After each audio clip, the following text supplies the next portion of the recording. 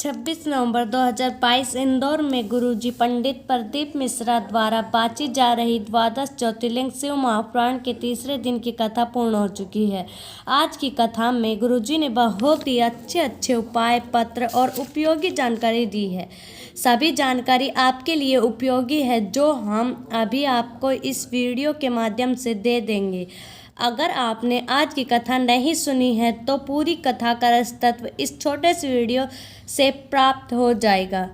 बढ़ते हैं पहली जानकारी की ओर। शिव महापुराण की कथा कहती है, जहाँ पर विश्वास होता है वहीं पर भक्ति का निवास होता है। रामायण में तुलसीदास जी ने लिखा है कि भोलेनाथ विश्वास के प्रतीक है। जब आपका विश्वास दृढ़ रहता है तभी परमात्मा आपके अंदर भक्ति का संचार करते हैं और जब आपके अंदर भक्ति का संचार होता है तो वह आपको शिव भक्ति का दर्शन करा ही देता है, यह निश्चित है।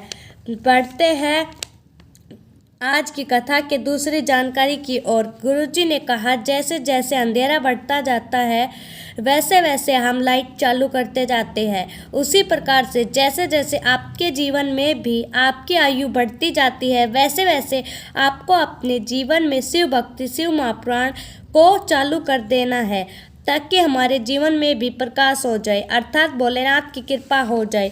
बढ़ते हैं आज की कथा की तीसरी जानकारी की ओर। परिवार में जब समस्या आती है, प्रॉपर्टी समस्या, जमीन जायदाद की समस्या, तो हम तहसील कलेक्टर में जाते हैं और पूरा रिकॉर्ड खुलवाते हैं कि हमारे नाम कितनी ज़मीन है और किस सदस्य के नाम में कितनी ज़मीन है, किस सदस्य का कितना हिस्सा है। परिवार में समस्या आती है तो कलेक्टर तहसील जाते हैं। उसी प्रकार हमारे जीवन में कोई समस्या आती है तो हम शिव महापुराण ज्ञान या फिर शिव मंदिर में जाते हैं जिससे हमारे समस्या का निवारण हो सके। बढ़ते हैं आज की कथा की चौथी जानकारी की ओर। गुरुजी ने बताया, दुनिया में कई मूर्तियाँ मिलेगी, कुछ हाथ जोड़ती हुई मिलेगी, कुछ आशीर्वाद देती हुई मिलेगी, कुछ टाटा बाय बाय करते हुए मिलेगी या फिर कुछ कहीं इशारा करते हुए मिलेगी, पर पूरे विश्व में केवल माता अहिल्या की एक ऐसी मूर्ति है जिनके हाथ में आपको शिवलिंग देखने को मिलता है, जो कि हमें शिव भक्ति करने की प्रेरणा दे रहे हैं। बढ़ते हैं आज की कथा की पांचवी जानकारी की ओर।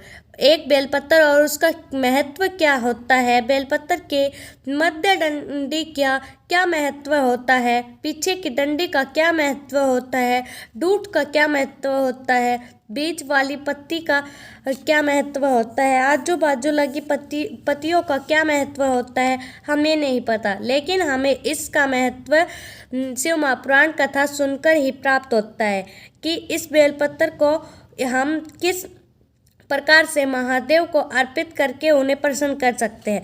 बढ़ते हैं आज की कथा की छठवीं जानकारी की ओर। गुरुजी ने कहा, श्राद्ध पक्ष में जब पिंड दान करते हैं तो अपने पिता का नाम और पिता के पिता का नाम, गोत्र और दादा दादी के नाम में बताया जाता है, पर साथ में नाना नानी का गोत्र और नाना नानी के बारे में भी पूछा जाता है।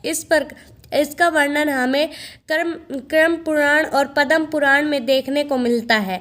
बढ़ते हैं आज की कथा की सातवीं जानकारी की ओर। एक बेलपत्र एक नारी जब शिवलिंग पर अर्पित करती है तो वह ससुराल पक्ष, मायके पक्ष और उस क्षेत्र में जहाँ पर निवास कर रही उस क्षेत्र में अगर आपको ब्राह्मण रहता है, साधु सन्यासी रहता है जिसका तर्पण नहीं किया हो, या फिर कोई साधारण व्यक्ति जो दूर जाकर तर्पण नहीं कर पा रहा हो, पिंड दान नहीं कर पा रहा हो, तो उस नारी का बेलपत्र अर्पित करने से उसकी भी सातों पीढ़ियाँ तर जाती है, मात्र एक बेलपत्र अर्पित करने से।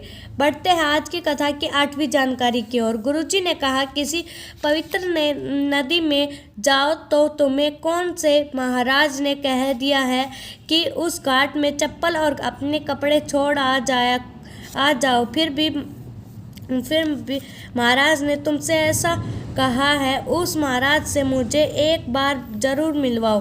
तुम अपने कपड़े नदी या घाट पर कैसे छोड़ सकते हैं? अगर आप कोई व्यक्ति तुम्हारे कपड़ों पर पाँव रख दे तो उसे पता नहीं कितना पाप लग जाता है। गंगा भी हमारी माँ है, नर्मदा भी हमारी माँ है। क्यों गंदा करने को लगे हो इतनी अच्छी और पवित्र नदियों को। नदियाँ, पर्वत और पर्यावरण अगर शुद्ध रहेगा तो कभी भी किसी को ऑक्सीजन की मशीन की आवश्यकता नहीं पड़ेगी। बढ़ते आज की कथा की 9वीं जानकारी की ओर। गुरुजी ने कहा उज्जैन के ऋण मुक्तेश्वर पढ़ते हैं आज की कथा की 9वीं जानकारी की ओर। गुरुजी ने कहा उज्जैन के ऋण मुक्तेश्वर मंदिर की दीवारों पर लिखा है शंकर की कथा सुनने वाला, शंकर का पूजन करने वाला, शंकर का एक बेलपत्र समर्पित करने वाले के 7 पीढ़ी तर जाती है। ऐसा उज्जैन में ऋण मुक्तेश्वर मंदिर की दीवारों पर लिखा गया है। बढ़ते हैं आज की कथा की 10वीं जानकारी की ओर। और गुरुजी ने बताया बेलपत्र जितने हाथों से होकर जाते, जितने हाथ उस बेलपत्र पर लगते हैं उतनी ही पीढ़ी दर पीढ़ी तर जाती है। जैसे कोरोना वायरस भी हाथ के स्पर्श से एक दूसरे से तीसरे में फैल जाता था और लोगों को बीमार कर जाता था, उसी प्रकार एक बेलपत्र का स्पर्श पात्र करने से लोगों का उद्धार भी कर सकता है। बढ़ते आज की कथा की 11वीं जानकारी की ओर। विशाल जी गुजरात सूरत में से पत्र लेकर आए जिनमें उन्होंने लिखा था बखान क्या करूं शिव जी का एक लोटा जल अर्पित करने का। कोरोना बीमारी के कारण मेरा काम छूट गया था, कहीं पर भी कोई जॉब नहीं मिल रही थी। तभी किसी कारण बस इंदौर आया था अपनी बहन के यहाँ। तो बहन बोली इंदौर में कथा चल रही है, तू भी चल। पहली बार कथा मैंने पंडाल में बैठकर कथा सुनी और मैंने मनोकामना की मेरी नौकरी नहीं लग रही है, मेरी नौकरी लगवा दो ना भोलेनाथ। फिर 3 दिन भी नहीं हुए थे बाबा ने मेरी उसी कंपनी में जिसमें मेरी नौकरी छूट गई थी वापस लगवा दी। ये सब मेरे भोलेनाथ की ही कृपा है। बढ़ते हैं आज की कथा की 12वीं जानकारी की ओर। सरला नामदेव जी अशोकनगर इंदौर से पत्र लेकर आई जिसमें उन्होंने लिखा था रुद्राक्ष जल और एक लोटे जल का क्या महत्व क्या होता है। मेरी बहू प्रेग्नेंट थी, डॉक्टर ने सोनोग्राफी करवाई और बताया बच्चे के होठ नहीं है। मैंने पशुपति व्रत संकल्प लेकर किए पर 3 व्रत कर पाई, 2 व्रत नहीं कर पाई।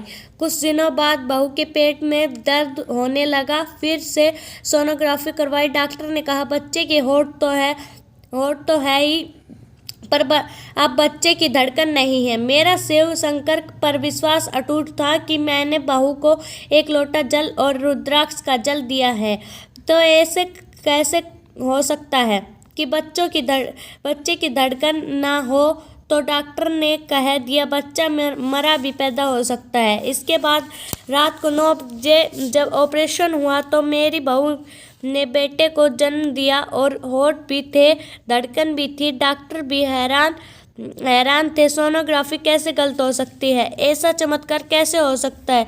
तो उसी समय पत्र लिखने वाली के मुख से निकल गया कि यह चमत्कार मेरे भोलेनाथ ने कर दिखाया। बढ़ते आज की कथा की 13वीं जानकारी की ओर। पतंग और पद जब बढ़ता है तो काटने वालों की संख्या बढ़ जाती है। तुम जीवन में जब भी आगे बढ़ोगे तो तुम्हें लोग पतंग की तरह काटने लग जाएंगे, अर्थात तुम्हें पीछे खींचने को तैयार होते जाएंगे।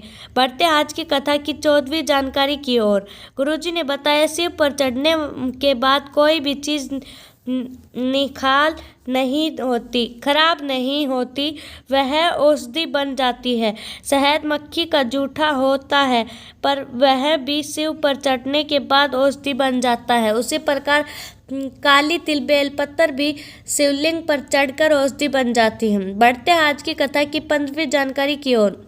जब भी आप सोमनाथ जाए तो वहाँ चंद्रकुंड का दर्शन जरूर करके आए, क्योंकि कल की कथा में भी गुरुजी ने बताया था कि चंद्रकुंड का दर्शन करने से, स्नान करने से त्वचा संबंधित रोगों से हमें मुक्ति मिलती है। क्योंकि 12 ज्योतिर्लिंगों में हर एक ज्योतिर्लिंग कोई एक ऐसी चीज़ होती है जो बहुत ही विशेष होती है, जो हजारों वर्षों से होती है, जिसका दर्शन करना हम भूल जाते हैं।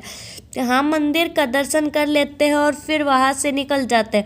उसी प्रकार मल्लिकार्जुन मंदिर के सामने एक पीपल का वृक्ष है, उसके पीछे कार्तिक भगवान जी छुपे थे। इसका भी बहुत महत्व है। हजारों सालों से वह वृक्ष वहाँ है। बढ़ते आज की कथा की 16वीं जानकारी की ओर। गुरुजी ने बताया, जबकि कोई प्रशासनिक बात सामने आ जाती है, बहू ने अदालत केस कर दिया, उसने केस कर दिया, उसने केस कर दिया, कोई भी केस हो जाता है तो हमें महादेव की 5 बेटियों का स्मरण करने की जरूरत पड़ती है, जो कि इस प्रकार: जया, विषहरा, शामलीवारी, धोतली, देव। इसका स्मरण करना चाहिए। जब भी आपको कोई कोर्ट केस हो तो आपको कोर्ट केस से मुक्ति मिल जाती है। बढ़ते आज की कथा की 17वीं जानकारी की ओर। गुरुजी ने प्रत्येक सास को से निवेदन किया है, कभी भी बड़ी बहू छोटी बहू में किसी को श्रेष्ठ मत बनाना। छोटी बहू अच्छी है, बड़ी बहू अच्छी नहीं है, या फिर बड़ी बहू बहुत काम करती है, छोटी को कुछ भी नहीं आता, ऐसा कभी नहीं कहना है, क्योंकि समय बहुत बलवान होता है। पता नहीं कब किसकी जरूरत पड़ जाए। आप तो 2 टाइम का खाना खाओ, दिन में शिव महापुराण कथा को सुनो और शाम को शिव मंदिर जाकर भजन को करो। अपना जीवन सफल, मस्त और अपनी मस्ती में जियो, फालतू की बातों पर ध्यान मत दो। बढ़ते आज की कथा की 18वीं और अंतिम जानकारी की ओर। गुरुजी ने बताया, मल्लिकार्जुन में भी आपको एक कुआं मिलेगा। आपको पूर्णिमा की रात को पूर्णिमा का दर्शन करना है, मतलब मंदिर के शिखर से पूर्णिमा के चांद का दर्शन होगा और उसी चांद का दर्शन आपको उस कुएं में भी होगा। इस तरह से 2 जगह चांद के दर्शन करने से नेत्रों से जुड़ी हुई समस्या और नेत्रों से जुड़े हुए रोग होते हैं, उनसे हमें मुक्ति मिल जाती है। आज की कथा बहुत ही आनंद देने वाली थी। आपको कैसी लगी कमेंट करके ज़रूर बताएं, और मेरे द्वारा बताई गई जानकारी आपको अच्छी लगी तो लाइक करें, कमेंट में हर हर महादेव ज़रूर टाइप करें।